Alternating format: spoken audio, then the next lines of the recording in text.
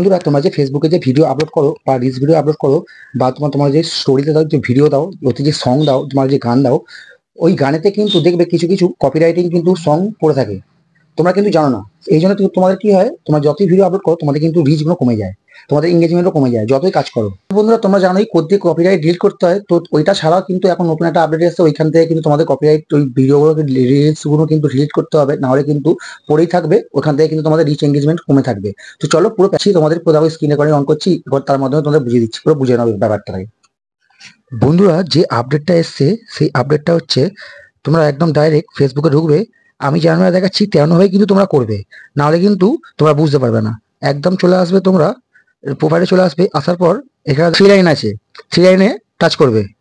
Three লাইনে touch করার পর এখানে দেখো ডান দিকে, এই বাঁ দিকে দেখো প্রোফাইলটা আছে, প্রোফাইলে টাচ করবে। প্রোফাইলে টাচ করার পর এই যে এখানে দেখো মোর আছে, এই মোর অপশনটায় টাচ করবে। টাচ করার পর এখানে রিলস অপশনটায় ক্লিক করবে। ক্লিক করার পর দেখো আমার এখানে একটা ভিডিও ছিল কপিরাইট, আমি তুলে দিয়েছি। তোমাদের এখানটা ক্রস চিহ্ন বলে, এখানে তোমাদের একটা রিমুভ বলে অপশন থাকবে, ক্রস চিহ্ন দিয়ে রিমুভ থাকবে, সেইখানটা ক্লিক করবে। ক্লিক করার পর দেখবো ওখানে তোমাদের পুরো একদম যে করা তোমাদের কপিরাইট যেগুলো ভিডিওগুলো সেইখানে এরকম এখানে নেই।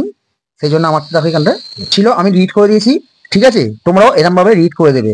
তো ভিডিওটা এইটাই।